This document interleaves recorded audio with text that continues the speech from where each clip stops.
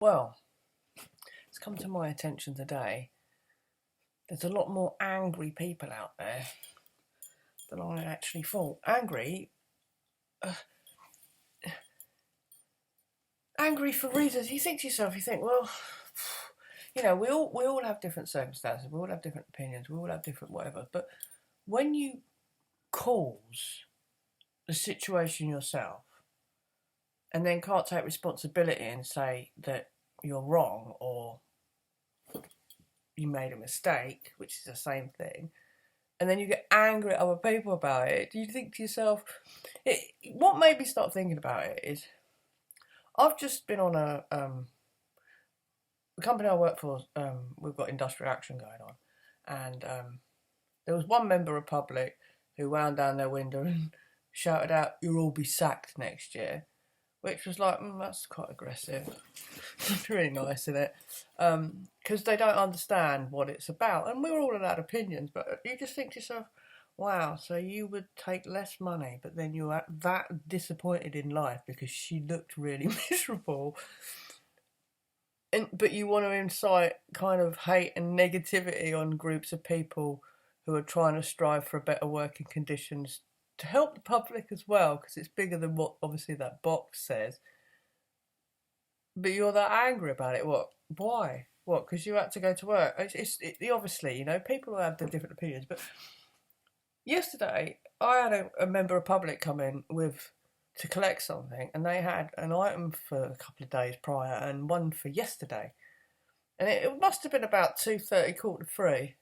So I've queried it, and one's come up, and I've got, oh, one's here. I said, this one isn't here yet, I'm afraid. I said, because it's from today. I said, it says on the card that it's not, and I said, it's not here. As I said, it's not here yet, she went, oh, for God's sake.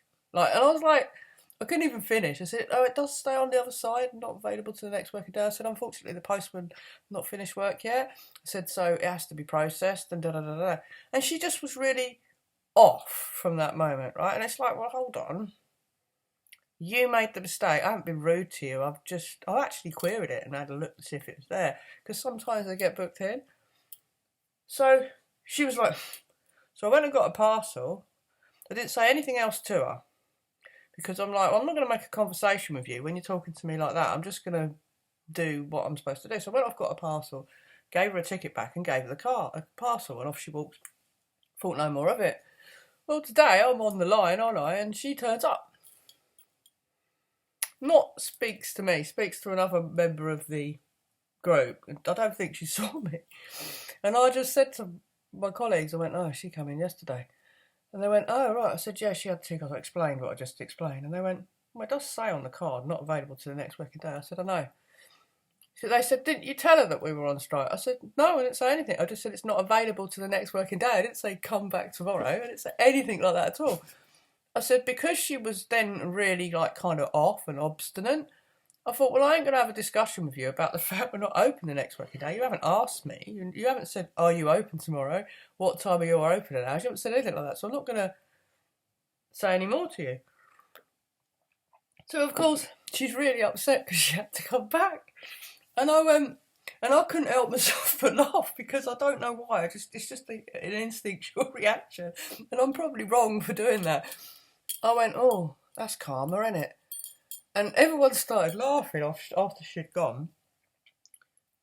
And I went, hold on. I said, she turned up on the same day because she didn't read the card, but that was my fault. She then turned up the next day to our office to collect something because she didn't query whether we were on strike or not.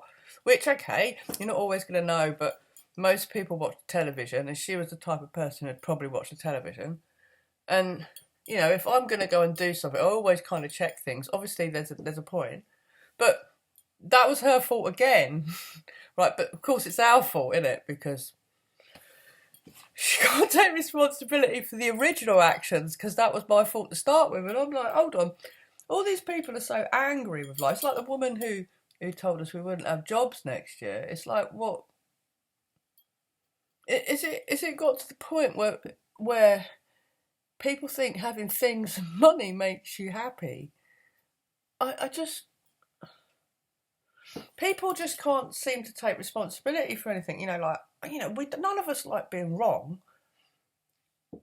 No, I'm a cocky cunt. I think I know everything, and I can be egotistic, of course. But if I'm wrong, I'll hold my hands up and say, sorry, I was wrong. That was out of order. So I've been tie-dyeing. Look at the state of my hands. And that's calluses from the gym, but look at the state of them.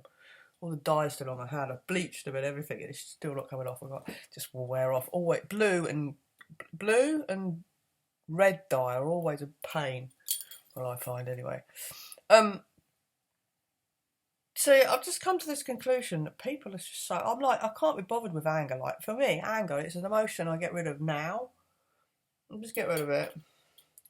And if it's my fault I've caused that anger, then take responsibility for it. Because this is the problem, isn't it, with the world? People don't seem to want to take responsibility for anything they do. And I don't understand it. I don't understand why people think they're so fucking entitled. When we're going through a industrial action... I live on my own and I work 37 hours a week. I'm on a bit more than a basic wage, a minimum wage. I can pay my bills and still have change, right? Now, by me saying paying my bills, I pay my rent, I pay my council tax, I pay gas, I pay electric, I pay water, I pay for Amazon Prime, I do pay for Netflix because Laura, what's his name, is it? What else?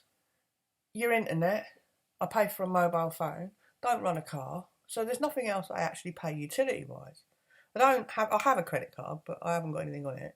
I don't have higher interest on anything. I don't rent a car. I don't, anything like that. There's no other, right? I go to the shop each week and buy food. My missus buys food at the weekend because she's up. And I go to the pub and, I do the odd bit of herbal, as you know, but it just... and I save £30 a week. I could still waste 50 quid a week, right? And also, if you think about what I buy food, I spend, 50 to 60 quid on food some weeks. Most weeks, because I'm lazy, but with some things, I can't bother to walk down the road or make that. So, we all have elements of times where we have to be it's got to be convenient because of the way the world is, but there's a point, yeah?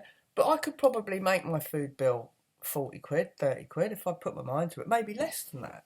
Even less than that. I could, if I had to, I'd eat 3 cans of beans every day if that's all I had the money for. And that's 66p. You could have beans on toast 3 times a day if you really had to. I've been in that situation. I've had £7.25 to feed myself and 6 cats for 4 days. You have to think on your feet. I had no electric, so I had to cook it in the garden. This is like 25, 30 years ago. So, all this crap about, I can't afford it. Well, of course you could afford it. It just means life's a bit harder. And you have to... People, needs and wants are just 2 different fucking things. Needs are what you need to survive. And there ain't a vast amount of them. Wants... There's an array of wants out there, and them things that you get, when you go and buy something new, there's an element of endorphin rush in your brain, and you feel like really content. Oh, wow, it's great, but it's not there for long. I've realised now that, I think to myself, wouldn't it be great to have a massive, great big house, all the stuff I need to do, creative stuff, all this, just there conveniently, can walk in, whatever, I have to worry about going to work, I have to worry about... How fucking boring would that be? You'd have no inspiration. You need outside interaction to make it... I've realised that I'm actually quite content. I don't need anything more. Maybe that's why I've not got vast quantities of money, just enough to not worry. Maybe that's why I'm not interested in doing a job where I would sell my soul and sell my morals for my own financial gain in order to enforce rules and regulations onto other people that I don't agree with, so I get paid a bit more money to help that bloke above who wants to be an arsehole to... Because basically that's all corporations are, aren't they? Profit and growth, greed machines. It's just... At what point? Why can't people just... I've always said, like, people go, oh, you can't survive on £1 million.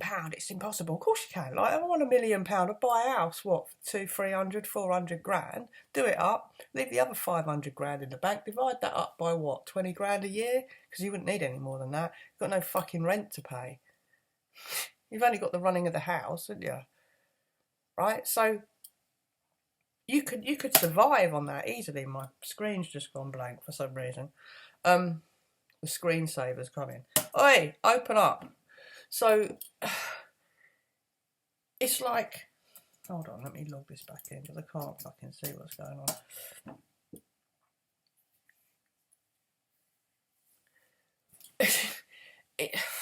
I don't know, I can't even remember what I was saying. This is what I mean.